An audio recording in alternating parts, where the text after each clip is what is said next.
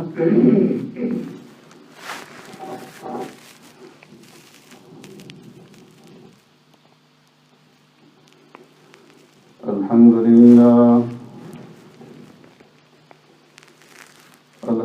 لله نحمده ونستعينه ونستغفره ونؤمن به ونتوكل عليه ونعوذ بالله من شرور أنفسنا ومن سيئات أعمالنا من يهده الله فلا مضل له ومن يضلله فلا هادي له ونشهد أن لا إله إلا الله وحده لا شريك له ونشهد أن سيدنا وسندنا ونبينا ومولانا محمدا عبده ورسوله أرسله الله إلى كافة للناس بشيرا ونذيرا وداعيا إلى الله بإذنه وسراجا منيرا أما بعد فقد قال الله تبارك وتعالى في القرآن المجيد والفرقان الحميد فأعوذ بالله من الشيطان الرجيم بسم الله الرحمن الرحيم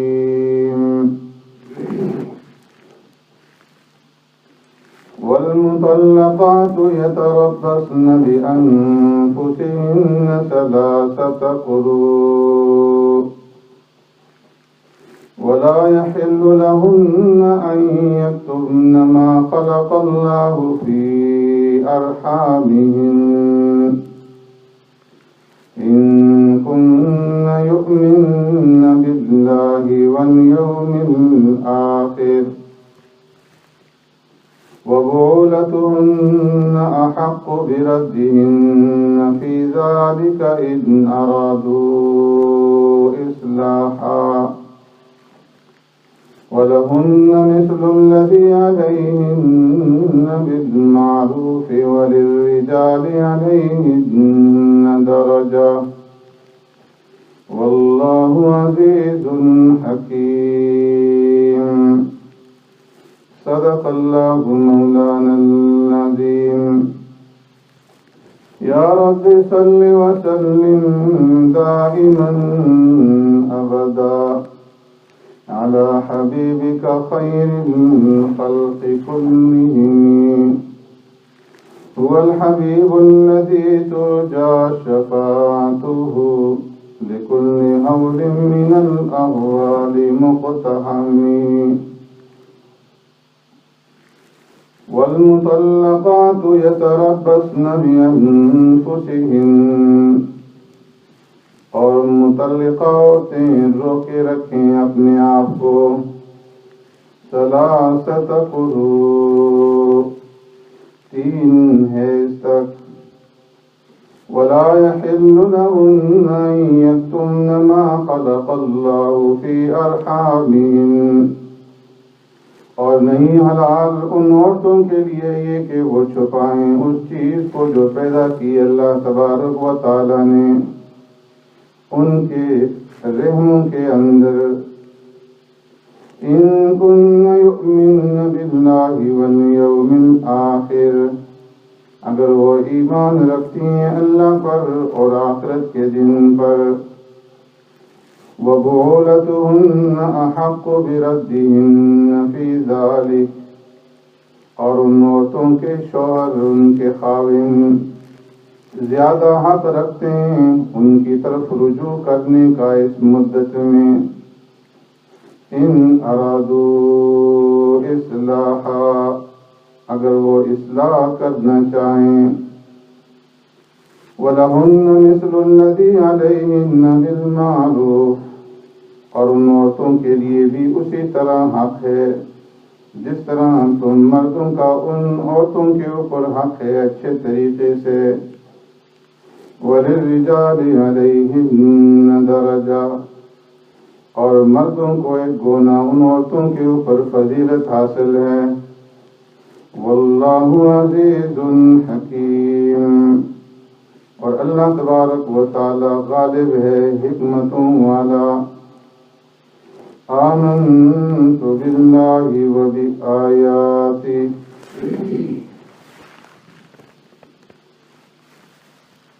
حضرات گرامی،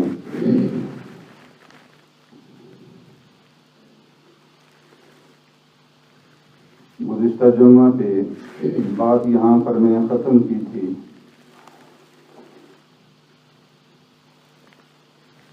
کہ اسلام نے مرد اور عورت کو نکاح کرنے کے بعد پہلا حکم تو یہ دیا ہے کہ وہ اس نکاح کو نبھائیں اور زندگی بھر اس کو نبھاتے رہیں۔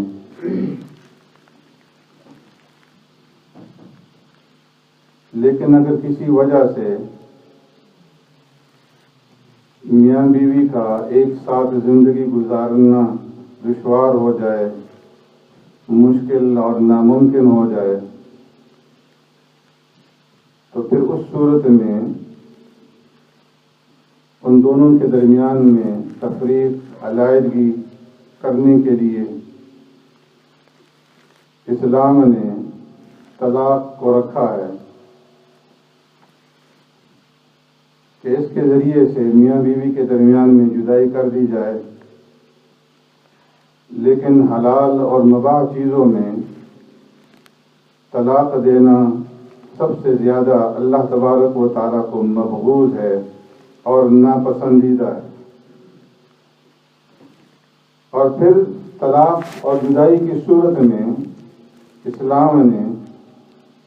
ایک اور قانون رکھا ہے جسے عدت کہا جاتا ہے۔ اور میں نے عرض کیا تھا کہ عدت کا یہ قانون اسلام نے نسب کی حفاظت کے لیے رکھا ہے،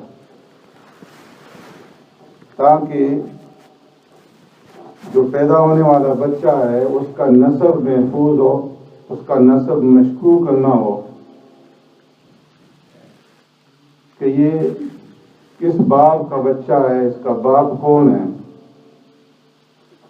اگر اس کی اجازت دے دی جاتی کہ اگر کوئی آدمی کسی کو طلاق دے دے عورت کو اور فوراً دوسری جگہ پہ نکاح کر لے، یا کسی کے خاوند کے انتقال کے بعد عورت فوراً کسی دوسرے کے ساتھ نکاح کر لینے کی اجازت ہوتی، تو فرمایا کہ اس صورت میں پیدا ہونے والا بچہ، اس کا نسب مشکوک ہوتا۔ تو اس لیے اسلام نے اس کے لیے عدت کو رکھا ہے۔ اور پھر عدت کی مختلف مدتیں مقرر فرمائی ہیں۔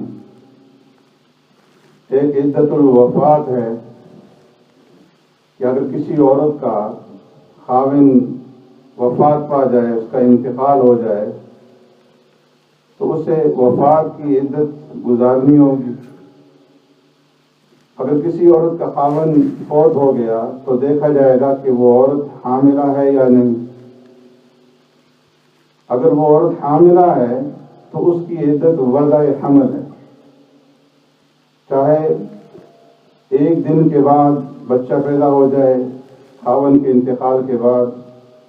چاہے 9 مہینے کے بعد بچہ پیدا ہو، تو اس کی مدت جو ہوگی عدت کی وہ وضع حمل ہوگی حاملہ کے لیے۔ حجۃ الوداع کے موقع پر ایک صحابی حج کرتے ہوئے اپنے اونٹ سے گر پڑے اور ان کا انتقال ہو گیا۔ ان کی بیوی حاملہ تھی۔ انتقال کے 22 دن بعد اس کے ہاں بچہ پیدا ہوا۔ پیارے پیغمبر صلی اللہ علیہ وسلم نے ارشاد فرمایا کہ اس عورت کی عدت ختم ہو گئی اور یہ آزاد جان چاہے نکاح کر سکتی ہے۔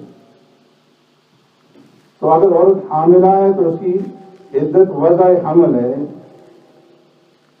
اور اگر عورت حاملہ نہیں ہے تو پھر وفات کی صورت میں اس کی جو عدت ہوگی وہ 4 ماہ اور 10 دن۔ یتربصن بانفسہن 4 اشہر و10 کہ 4 مہینے اور 10 دن تک اس کی عدت ہے، اسے وہ عدت گزارنی ہوگی، اور اس دوران میں وہ کسی دوسری جگہ پہ نکاح نہیں کر سکتی۔ اور اگر وہ عورت مطلقہ ہے، مطلقہ اسلام کے اندر اس عورت کو کہا جاتا ہے کہ جس کا نکاح ہوا ہو۔ اگر کسی عورت کا نکاح ہوا ہے اور پھر اس کے بعد اس کو طلاق مل جاتی ہے خاوند کی طرف سے، تو ایسی صورت میں یہ دیکھا جائے گا کہ اس عورت کی رخصتی ہوئی ہے یا نہیں۔ اگر کسی عورت کو ایسے وقت میں طلاق دے دی گئی کہ صرف نکاح ہوا تھا، رخصتی نہیں ہوئی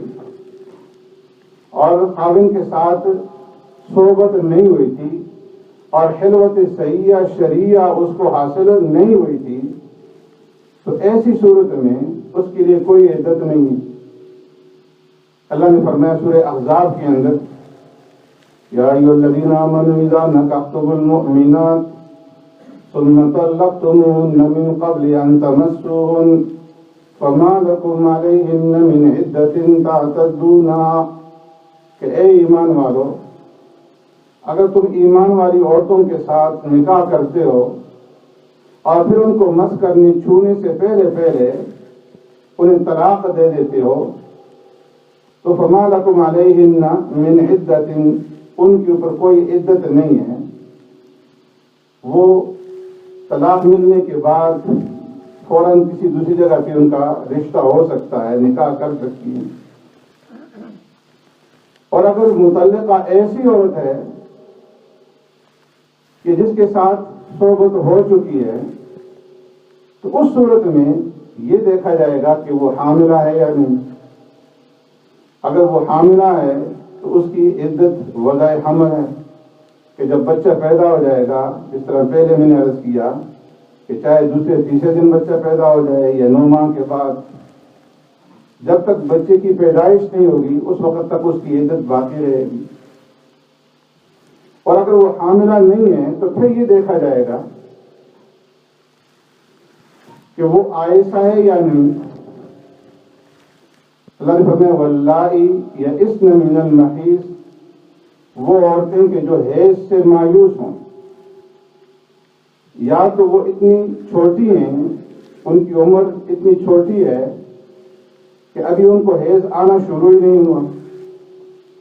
یا وہ اتنی بڑی ہو چکی ہیں، بڑھاپے کی وجہ سے حیض آنا بند ہو چکا ہے، یا ایسی عورتیں ہیں کہ جو چھوٹی بھی نہیں بوڑھی بھی نہیں ہیں لیکن ان کو حیض نہیں آتا، ابھی تک ان کو حیض آنا شروع نہیں ہوا، تو فرمایا واللہ یئسن من المحیض منکن، جو عورتیں ایسی ہوں کہ جن کو حیض نہیں آتا، تو ان کے لیے فعدتہن 3 اشہر، ان کی عدت 3 مہینے ہیں، کہ اسلامی چاند کے حساب سے 3 مہینے کی مدت گزارنے کے بعد ان کی عدت جو ہے وہ مکمل ہو جائے گی۔ اور ایسی عورتیں کہ جو عائشہ نہیں ہیں اور ان کو حیض آتا ہے، تو فرمایا کہ ایسی صورت میں اس کا حکم اللہ نے اس آیت کریمہ میں بیان فرمایا والمطلقات یتربصن بانفسہن 3 قروء، کہ ایسی عورتیں کہ جن کو طلاق مل گئی اور وہ عائشہ بھی نہیں ہے، حاملہ بھی نہیں ہے، تو ان کی عدت جو ہے وہ 3 قروء، 3 حیض ہے۔ قروء کا جو اطلاق ہے وہ حیض کے اوپر بھی ہوتا ہے اور طہر کے اوپر بھی ہوتا ہے۔ امام ابو حنیفہ رحمۃ اللہ تعالی علیہ کے نزدیک ان کی عدت 3 حیض ہے، امام شافعی رحمۃ اللہ تعالی علیہ کے نزدیک ان کی عدت 3 طہر ہے۔ تو فرمایا کہ یہ تربصن بانفسہن ثلاثۃ قروء، ایسی عورتیں کہ جن کو طلاق مل گئی تو وہ 3 قروء تک، 3 حیض تک ٹھہری رہیں اور وہ کسی دوسری جگہ پہ نکاح نہیں کر سکتی،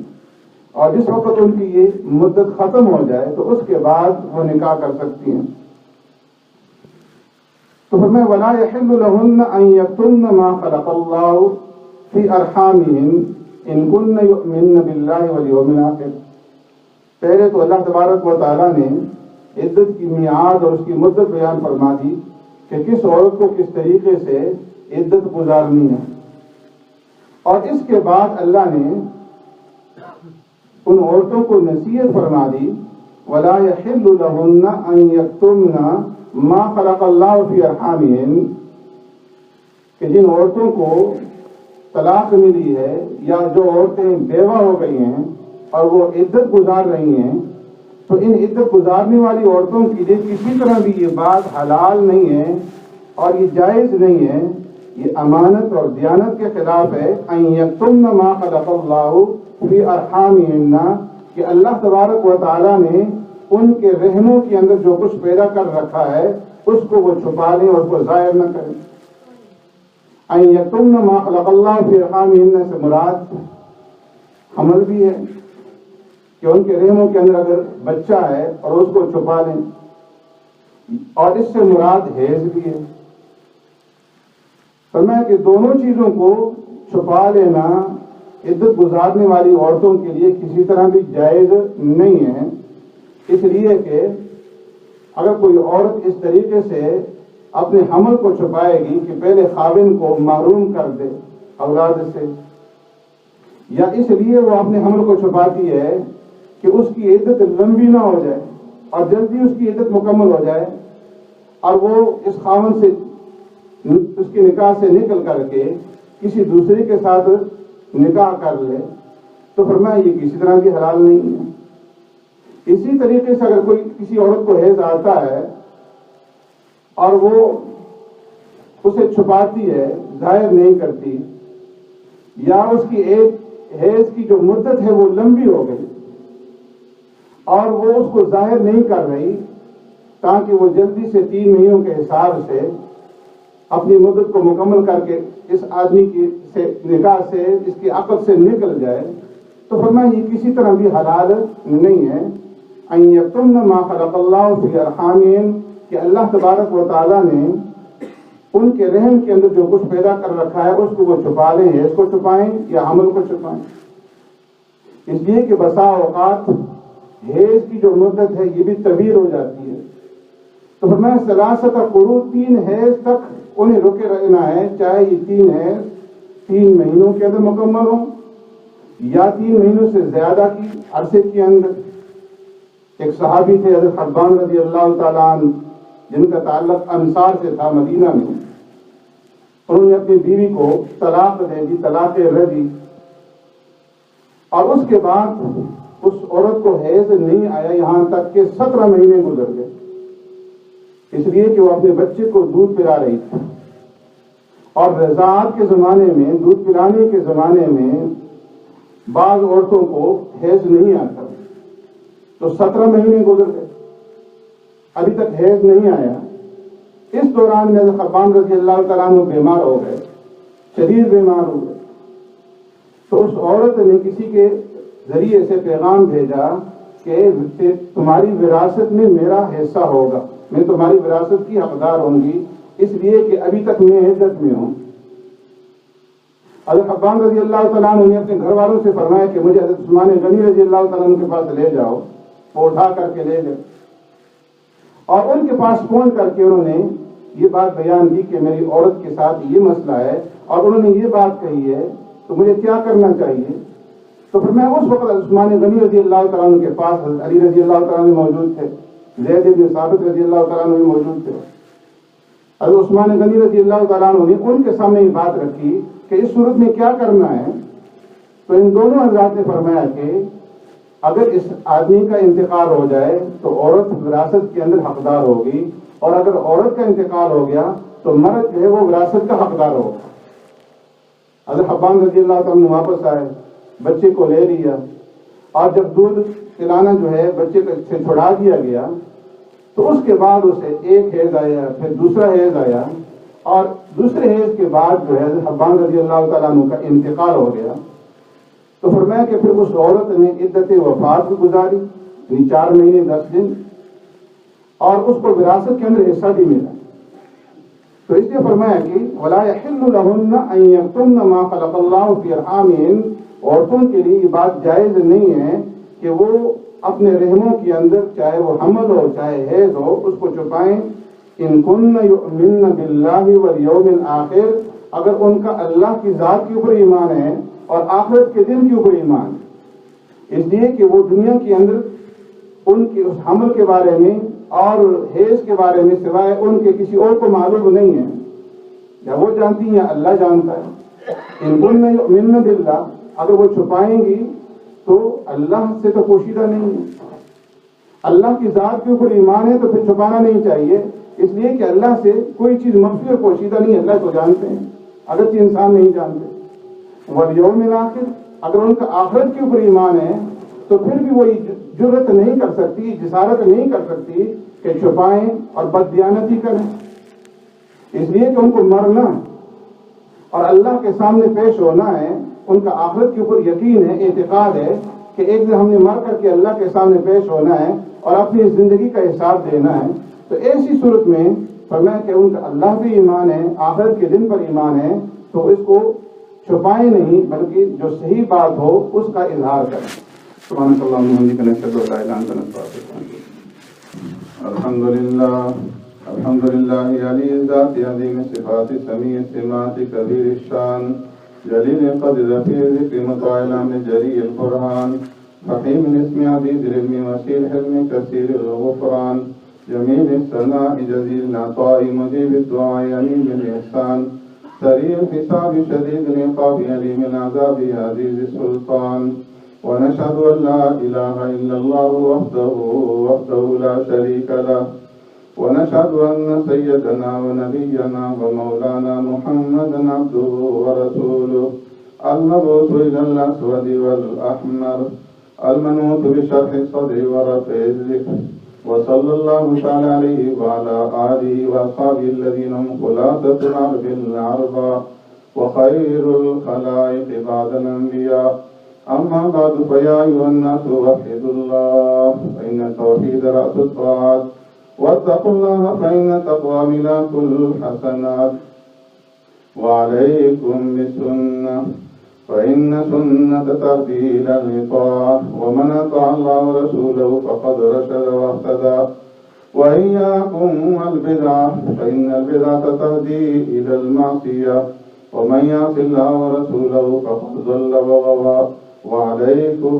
بالصدق فإن الصدق ينجي والكذب يهلك، وعليكم بالإحسان فإن الله يحب المحسنين، ولا تحبوا الدنيا فتكونوا من الخاسرين، ولا تقنطوا من رحمة الله فإنه أرحم الراحمين، ألا وإن نفسا لن تموت حتى تستكمل رزقها، وأجملوا في الطلب وتوكلوا عليه فإن الله يحب المتوكلين، وادعوه فإن ربكم مجيب الداعين، واستغفروا يمددكم بأموال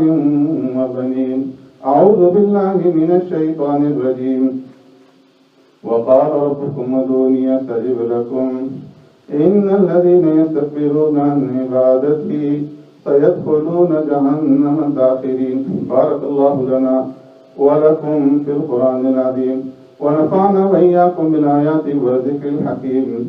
إنه تعالى جواد قديم كريم ملك بر رؤوف رحيم۔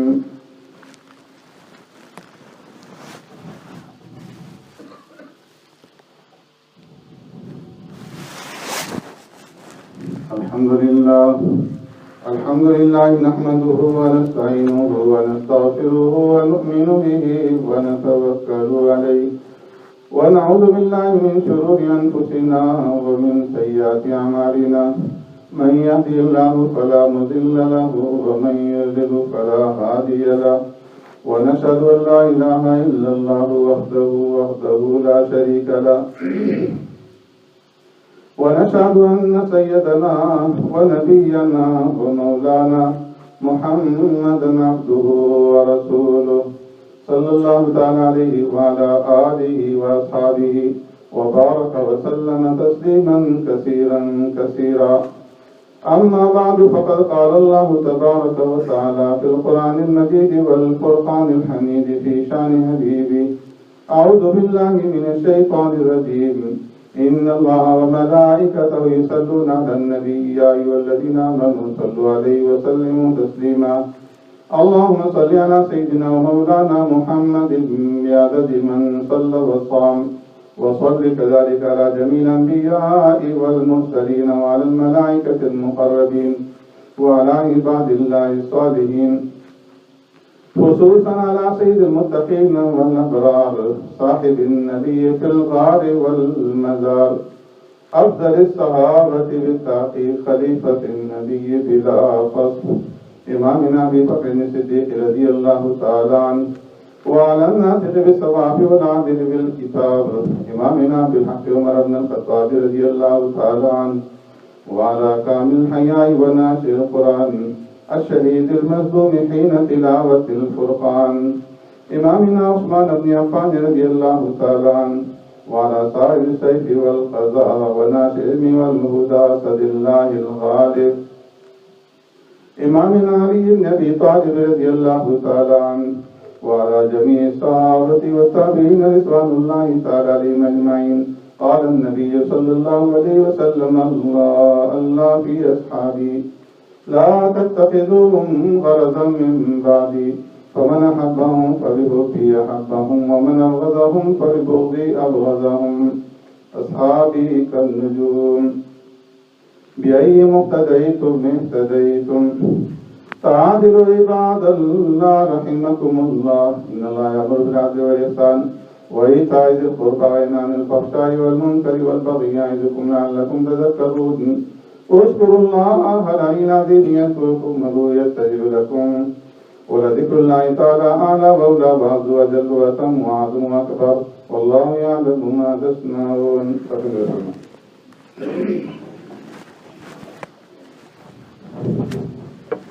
الله أكبر الله أكبر الله أكبر الله أكبر أشهد أن لا إله إلا الله أشهد أن لا إله إلا الله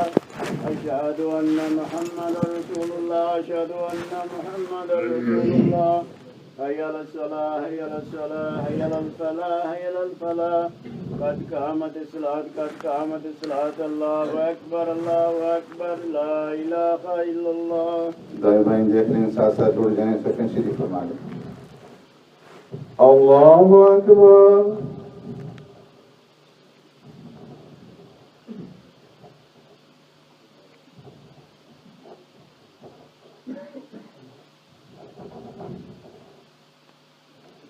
الحمد لله رب العالمين الرحمن الرحيم مالك يوم الدين إياك نعبد وإياك نستعين اهدنا الصراط المستقيم صراط الذين أنعمت عليهم غير المغضوب عليهم ولا الضالين.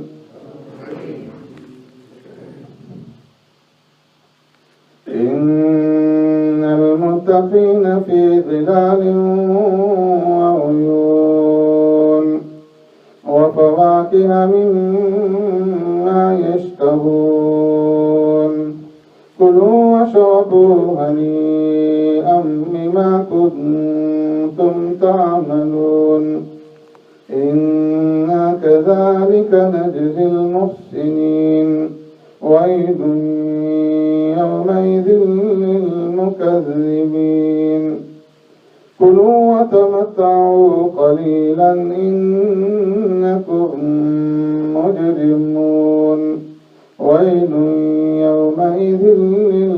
المكذبين وإذا قيل لهم اركعوا لا يركعون ويل يومئذ للمكذبين فبأي حديث